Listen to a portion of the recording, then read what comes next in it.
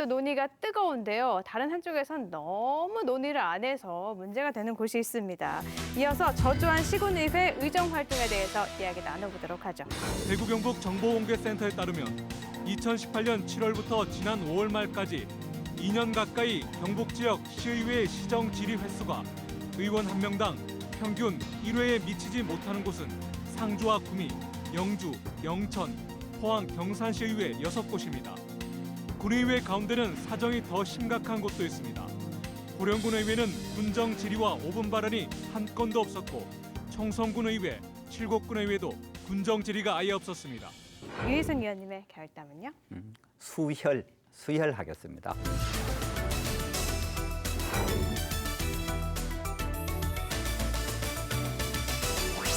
요즘 피 부족한데. 네. 그러니까 젊은 피가 부족한 것 같아요. 네. 그러니까 2030 같은 젊은 세대들이나 다양한 계층의 분들이 의회에 진출을 해야 이 풀뿌리 민주주의가 정착되고 지방 소멸을 극복하는 그런 동력을 얻을 수 있을 것이다. 그래서 뭐 수혈 이렇게 생각을 한번 해봤습니다. 또 하나는 미래 세대 그들이 자기들의 미래의 삶에 대해서 결정하고 참여할 기회를 우리 기존 기성세대들이 분명히 기회를 주어야 된다. 그래서 수혈로 한번 해봤습니다.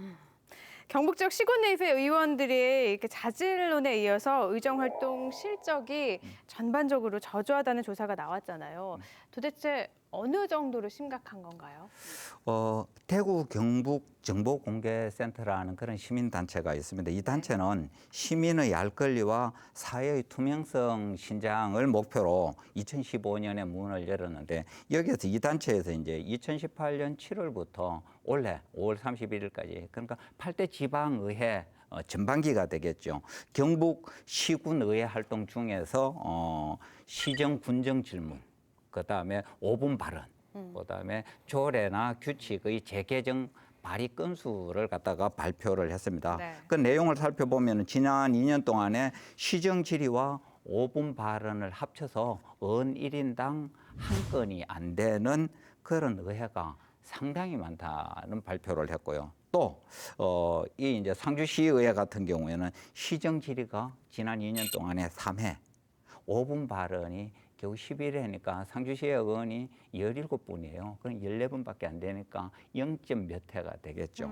그다음에 군 지역 같은 경우는 아주 심각한데요. 고령군 의회 같은 경우는 군정 질의와 5분 발언이 한 번도 없습니다. 한 번도 없어요? 예.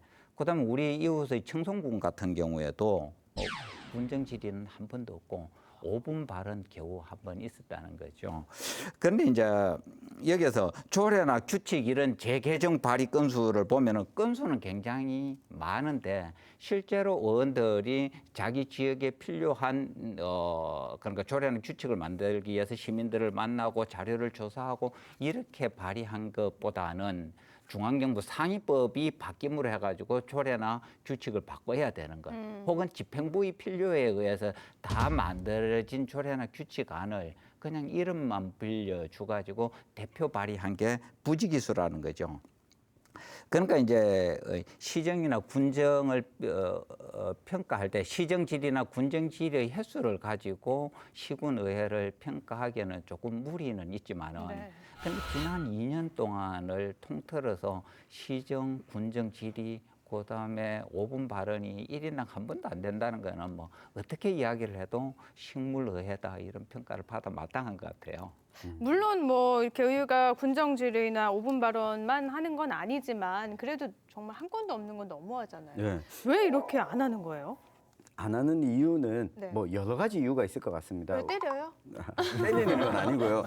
각 의회마다 이 사정이 좀 다른 경우가 있는데요. 일반적으로 이야기하면 이렇게 집행부를 견제하기보다는 집행부의 눈치를 보는 의원이 되다 보니까 실제로 그 의회가 열리면 가장 많이 하는 게 집행부의 활동 보고가 많습니다. 이 의견 청취하는 시간이 본회의 중에 거의 절반 이상을 차지하고요.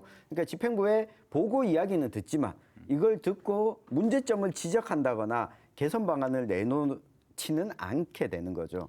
이게 단체장이 있으면 의원들은 마치 단체장의 체급보다 아래에 있는 사람처럼 여기고 있는 분위기가 있고요. 그럼 의회가 왜 있어요? 그러니까요. 그럼 다만 이 기초의회마다 좀 상황은 다른데 안동시의회의 경우 보면 시정질의나 자유발언, 특히 5분 자유발언이 상당히 활발히 일어나고 있습니다.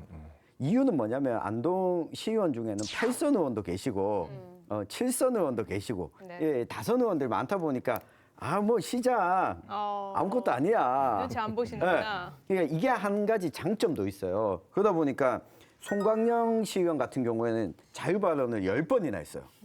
그리고 조다름 의원도 8번을 했고, 그리고 5번 발언한 의원도 3분 있습니다. 그리고 또 특이한 게 의성군 의회 같은 경우에도 전체 5분 자유 발언 합이 4번이거든요. 4번인데 한 분의 의원이 3번 했습니다. 그리고 또 다른 한 분이 1번을 했는데 지금은 탈당을 했지만 다 더불어민주당 소속으로 당선됐던 군의원들이었거든요. 그만큼 기존 의회에서 단체장을 견제하지 않는 같은 당이거나 이런 경우에는 이 군정, 시정 질의나 자유 발언도 하지 않다가 분위기가 바뀌니까 이런 이야기들을 하게 되는 거죠. 그래서 안동시 의회도 허순규 위원 같은 사람이 들어갔어야 되는데 낙선을 해버리는 바람에 되게 돌려서 까기 잘하세요. 사생결단을 출연하고 계시죠. 근데 이제 그런 부분도 있지만은 그러니까 의회의 기능이 집행부의 감시와 견제지 않습니까? 네. 이게 안 그런 게 본인의 선거구 외에는 의원들이 별로 관심이 없죠. 그러니까 시군 전체에 대한 고민이 전혀 없다는 그런 말씀을 드립니다.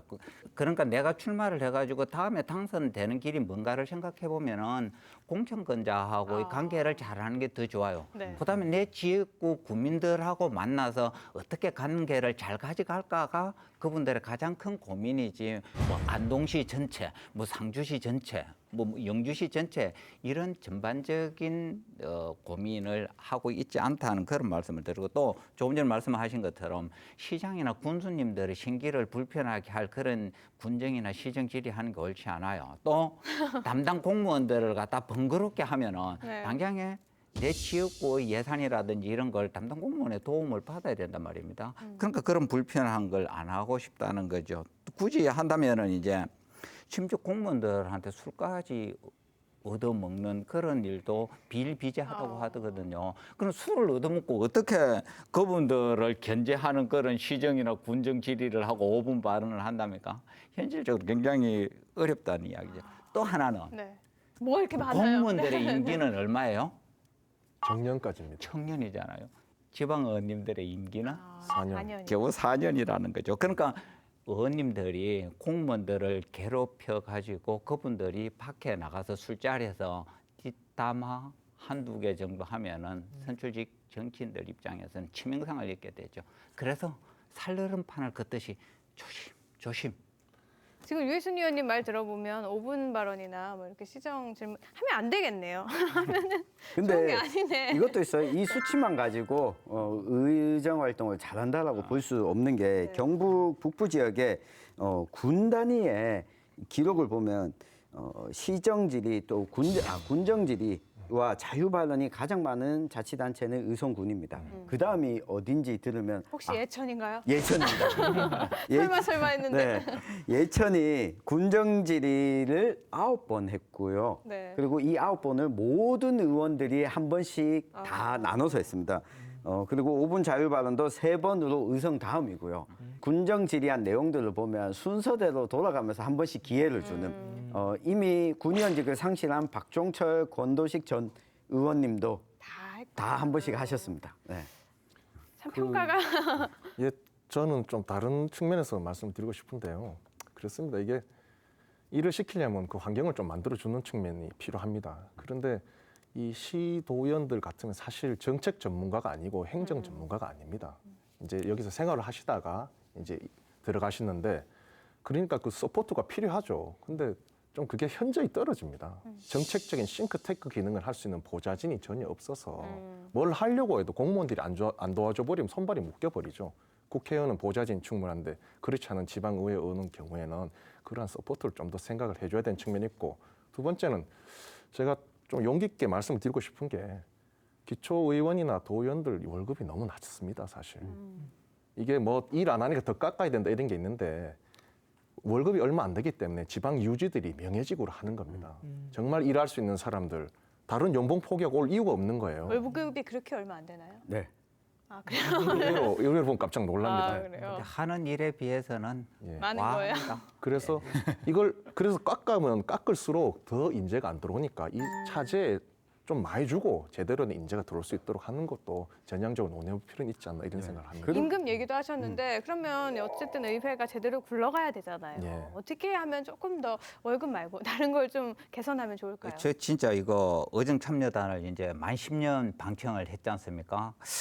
그래가지고 이제 회원들하고 매번 회기가 끝나고 나면 이야기를 하는데 이게 지난 10년 동안 이야기를 정리를 해보면 첫째, 중앙 정치의 예속화를 막기 위해서 정당 공천제를 정말로 폐지해야 된다. 그 이야기가 늘 나왔고요. 둘째는 대표성 확보를 위해 가지고 지금 중소선거구제로 되어 있는 선거구를 갖다가 대선거구제로 바꿔야 된다. 그런 이야기가 지속적으로 나오고 있습니다. 또 하나는 의원들이 이제 책임감 부재가 굉장히 심하거든요. 그래서 아주 나쁜 짓을 뭐 마구잡이로 저질러도 신분에 별로 문제가 없어요. 그래서 윤리위원회를 상설화해라.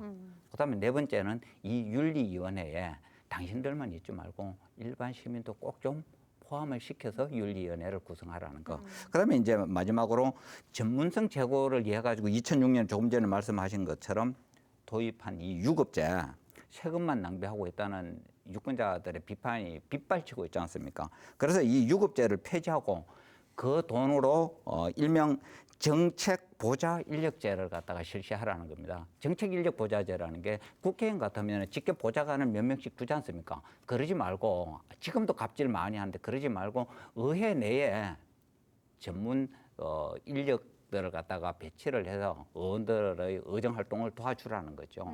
그럼 그 돈은 어디에서 만드느냐? 의원들 지금 세비 적다고 하는데 예산 조금 늘려가지고 공무원 늘리면 일자리도 창출되고 의정 활동도 도와주게 되고 상당히 도움이 될 것이다. 그렇게 생각합니다. 이렇게 제도 개선을 하지 않는 이상은 정말로 지방자치 발전은 요원하다. 그러면 저주한 시군의회 의정 활동에 대해서 유희순 의원님의 결어 들어보죠. 예, 기초의회가 제 기능을 발휘하기 위해서는 거대 정당들의 독과점을 해소해야 된다. 그래서 선거제도 개편이 반드시 따라야 됩니다. 그러니까 대선거구제를 갖다가 한다든지 정당 공천제 폐지를 한다든지 그래야만이 다양한 계층을 대표하는 사람들이 의회에 진출하게 될 것이고 그분들을 통해서 지방자치제의 아름다운 열매를 수확할 수 있지 않을까. 거대 정당의 독과점을 해소해야 된다.